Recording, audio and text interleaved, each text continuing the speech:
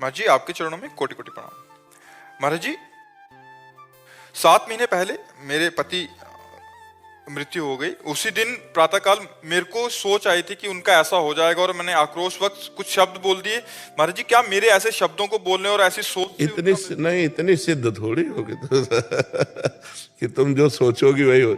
जो होना था वो सोच आ गई आपके अंदर, क्योंकि आपका शरीर संबंध है ना। कभी कभी हम सोचते हैं और घटना घट जाती, तो जो घटना घटनी होती वो सोच आ जाती। ऐसा नहीं कि आपने सोचा वो घटना घट गई, वो घटना घटनी थी इसलिए हमारी ऐसी सोच आ गई। वो तो सिद्ध पुरुषों में होता है, तो वो अलग बात होती है। आपके तो पति हैं, कुछ कटु वचन निकल जाना या कोई कटु भावना हो जाना, तो आप इतनी सिद्ध थोड़ी कि आपकी भावना सिद्ध हो जाएगी।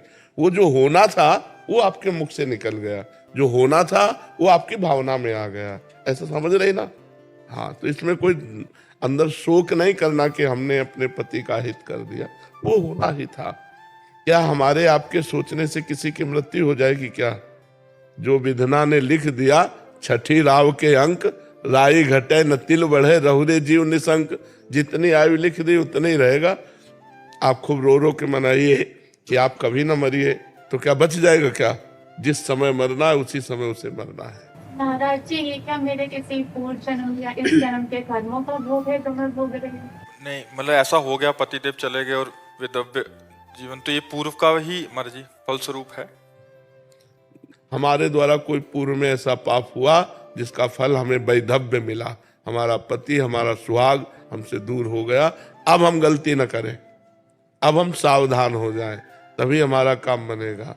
अब नाम जप करें, ब्रह्मचर्य से रहें, तो भगवान की कृपा से हमारा अगला जन्म ठीक हो जाएगा। उडुपी कर्नाटक कृष्ण क्षेत्र है, उधर एक रामकृष्ण आश्रम है हमारा, नदी के किनारे।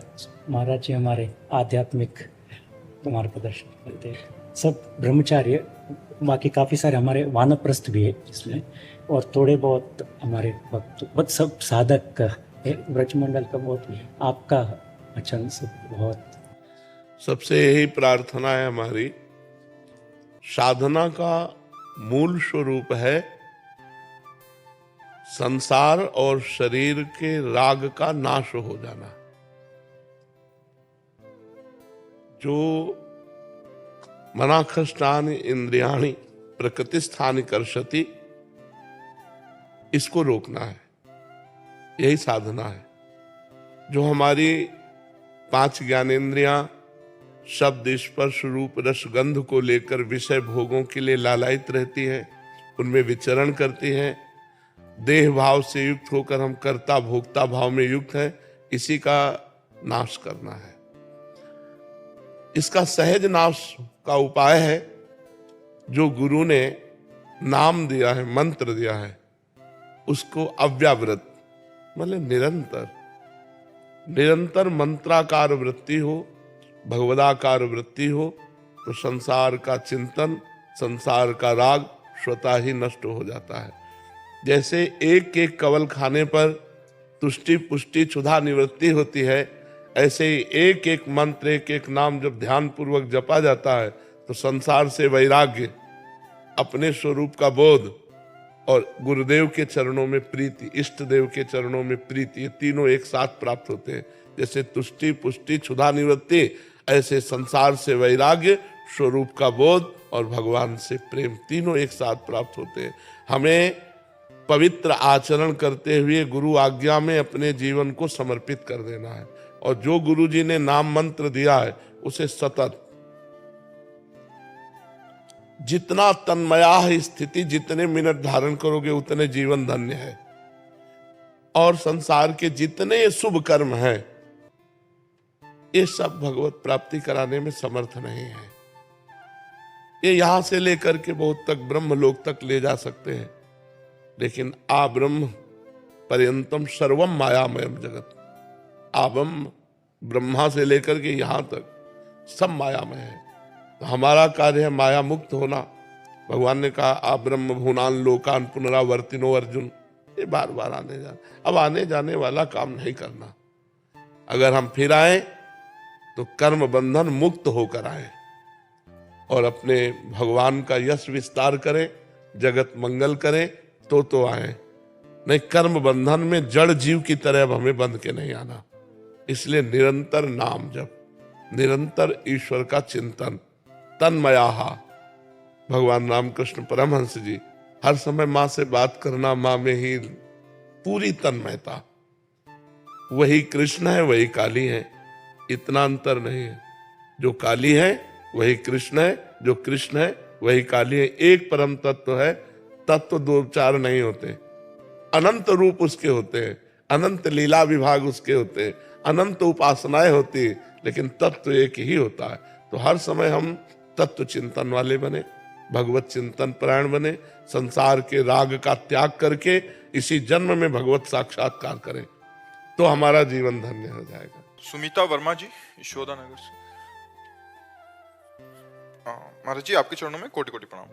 महाराज जी, ईश्वर प्रत्यक्षानुभूति एवं साक्षात्कार का विषय है, महाराज जी कथा एवं प्रवचन का नहीं है, इसका क्या तात्पर्य है? कौन कहता है? इतने 18 पुराण है, 4 वेद हैं, स्मृतियां हैं, शास्त्र हैं। अगर वो प्रवचन का विषय नहीं है तो प्रवचन होता क्यों है? अरे वो वाणी का भी विषय, वो वाणी से भी अतीत है, वो सबसे परे, वो सब में भरे है, वो सब रूपों में वो सबसे परे भी है। परमात्मा को ऐसे कैसे कह सकते हो कि वो ऐसा नहीं है? वो वाणी का विषय नहीं तो जितने संत महात्मा गान करते हैं, भगवान श्री कृष्ण द्वैपायन व्यास देव जी ने 18 पुराण गान किए, 4 वेदों के द्वारा उनका गान किया, तो असत है क्या ये भी तो सत है ना। पर वो नेति नेति है, गान करते हुए भी वो कहते हैं नेति नेति, इसका पार नहीं पा जा सकता।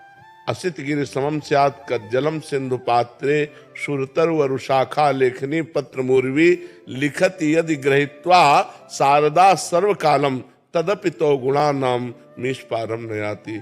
हे ईश्वर, हे परमात्मा, हे भगवान, स्वयं सरस्वती जी समस्त वृक्षों को लेखनी बना ले, समुद्र को स्याही बना ले, और पर्वतों सहित पृथ्वी को कागज बना ले, और निरंतर लिखे, तो भी आपकी महिमा का पार नहीं पा सकते हैं।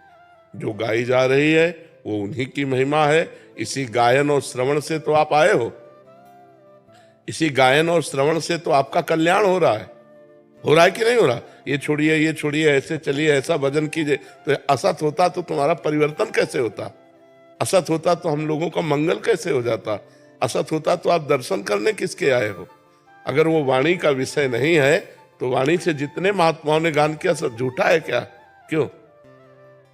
बोलो ना। वही वो है, मत्ता परतरम नान्यत किंचिद अस्ति धनंजय। बस आंखें ठीक करनी है, वही वो है, सब रूपों में वही है, सब में उसी का नूर समाया। कौन है अपना, कौन पराया, तो सबको कर प्रणाम, वही है। वासुदेवा सर्वमित सा महात्मा सुदुर्लभा। वो दृष्टि का विषय ना होते हुए भी वो दृष्टि का विषय है।